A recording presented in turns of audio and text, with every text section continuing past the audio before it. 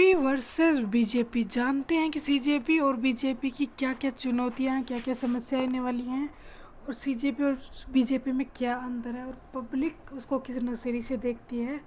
और सीजेपी पे जो आरोप लगे हैं कि यूएस की फंडिंग होगी तो वो कैसे किस प्रकार हो सकती है, और उस सब के बारे में हम इस वीडियो में डिटेल से जानेंगे। तो शुरू करते हैं हमारा वीडियो। सबसे पहले हम जानेंगे कि सीजेपी की स्थापना कैसे हुई। सीजेपी की स्थापना सुप्रीम कोर्ट के उच्च न्यायाधीश जस्टिस सूर्यकांत के एक बयान से हुई, जिसमें उन्होंने भारत के युवाओं को, भारत के छात्रों को, भारत के युवाओं को उन्होंने कॉकरोचों से उनकी तुलना कर दी थी। इसी से सीजेपी पार्टी की शुरुआत हुई और ट्विटर पर एक अकाउंट बनाया गया जिसे बहुत सारे लोगों ने समर्थन दिया। तो उसके बाद अभिषेक दीपके अमेरिका से भारत आए, तो वो अमेरिका में पहले रहते थे, अमेरिका से भारत आए। और दूसरी ओर और भारतीय छात्र भी हैं जिनकी अमेरिका में रहस्यमय परिस्थिति में मृत्यु हो जाती है, और बहुत सारे ऐसे छात्र हैं जो उनको वापस भारत निकाल दिया गया है, डिपोर्ट किया गया। अब तक 400 छात्रों को ऑफिशियल रिकॉर्ड है जिन्हें यूएसए से भारत वापस लाया गया है। क्या सीजेपी बना पाएगी भारत को सोने की चिड़िया, या फिर उनमें जो एक्सपीरियंस है, जो युवा जोश है, क्या वो भारत के लिए सही है, या फिर ये एकमात्र प्रॉक्सी की तरह कार्य करते हैं, हम जानेंगे इस वीडियो में। देखिए, यूएसए की तरफ से फंडिंग के आरोप लगे हैं सीजेपी पर, जो कि जिसका कोई सबूत तो नहीं मिला है, पर प्रसिद्ध टीवी चैनल्स के न्यूज़ एंकर्स ने यह आरोप लगाया है। और इसी को देखते हुए हम सीजेपी में कुल 8 ही प्रवक्ता हैं, ऊपर उन्हें पूरे भारत की जिम्मेदारी दी गई है। और वहाँ दूसरी तरफ बीजेपी है जिसमें 2 करोड़ कार्यकर्ता काम करते हैं। देश की नहीं बल्कि दुनिया की सबसे बड़ी पार्टी भारतीय जनता पार्टी है, जो और सबसे बड़ा लोकतंत्र भी हमारे भारत में ही है। और हम क्या, सीजेपी का मेन मुद्दा नीट पेपर लीक और अन्य भर्ती परीक्षाओं में छात्रों को न्याय दिलवाना है। अगर सरकार इसकी काम करने में कामयाब हो जाती है तो ये आंदोलन जल्दी शांत हो जाएगा। पर सीजेपी ने ना अब तक कुछ प्लान बताया है, ना कुछ भी ऐसा नहीं बताया जिससे कि भर्ती परीक्षाओं में धांधली कम हो जाए और छात्रों का आक्रोश कम हो जाए। 2 बार नीट पेपर लीक की वजह से छात्रों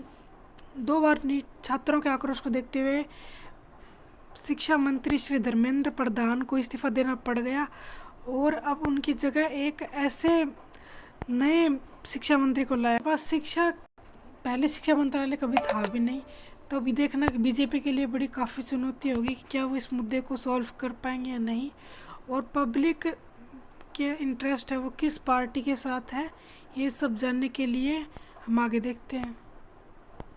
देखिए, सीजेपी कोई पार्टी नहीं है। सीजेपी एक नाम दिया गया है, परंतु वह वास्तव में भारत की किसी भी राज्य में रजिस्टर्ड नहीं है। न लोकसभा चुनाव में, न राज्यसभा, न विधानसभा, न पंचायत चुनाव में कहीं पे भी रजिस्टर्ड नहीं है। जबकि बीजेपी भारत की सबसे बड़ी पार्टी है, उसकी कई राज्यों में सरकार है और कई लोकसभा चुनाव वो जीत चुकी है और सत्ता चलाने का अनुभव भी है। सीजेपी अभी नई नहीं है, उनमें युवा है, परंतु उनके पास कोई संगठन नहीं है, ना उनके पास कोई फंडिंग है, ना कुछ भी, ऐसा कुछ भी नहीं है। तो आने वाले वक्त में हमारे लिए देखना दिलचस्प होगा कि सीजेपी की राजनीति किस प्रकार होगी, और क्या ये बीजेपी को हरा सकते हैं, क्या इनमें कुछ ऐसा मुद्दा है जो लोग बीजेपी छोड़कर इनको पसंद करें, या फिर ये विदेशी ताकतों की कुछ साजिश वगैरह है। इसका पता भी हम लगाने की कोशिश करेंगे। सीजेपी की मुख्य मांग ये थी कि धर्मेंद्र प्रधान इस्तीफा दे, परंतु उन्होंने कुछ भी ऐसा नहीं किया जिससे छात्रों का हित हो। इस्तीफा देने से क्या होगा, अगर नए सही कानून नहीं बना पाए तो स्थिति वह की वह रहेगी, भ्रष्टाचार तो रुकेगा ही नहीं, ना कोई कानून, ना कोई मंत्रालय। यानी सीजेपी के पास कोई भी प्लान नहीं है। किसी भी प्रवक्ता ने, किसी ने भी जवाब नहीं दिया कि आप धांधली कैसे रोकेंगे, क्या सिस्टम है, क्या करेंगे छात्रों के लिए, तो ऐसा कुछ भी उन्होंने प्लान नहीं बनाया है। देखिए, भले धर्मेंद्र प्रधान ने नीट पेपर लीक को अच्छी तरह से नहीं संभाल पाए, पर उन्होंने भारत के लिए बहुत सारे देशों से ऐसे एग्रीमेंट किए हैं कि भारत के युवा विदेशों की शिक्षा भारत में प्राप्त कर सके, शिक्षा को सुलभ बनाया जा सके। नई शिक्षा नीति भी इन्हीं के काल में आई है और बहुत सारे परिवर्तन इन्हीं के वजह से हुए हैं। अगर नीट पे पेपर लीक की एक बात को छोड़ दिया जाए तो इनका कार्यकाल ठीक रहा है, परंतु पेपर लीक की समस्या ऐसे है जो सरकार को, देश को खोखला करती जा रही थी, उसका समाधान निकालना बहुत ही ज़रूरी है।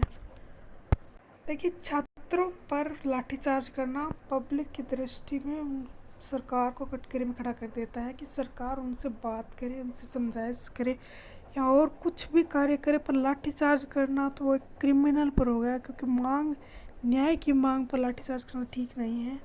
और हम उम्मीद करते हैं कि आगे से ऐसा कुछ भी न हो, कुछ ऐसा रास्ता निकले जिससे छात्रों की समस्या भी सही हो जाए और सरकार को ऐसे भारी विरोध का सामना न करना पड़े।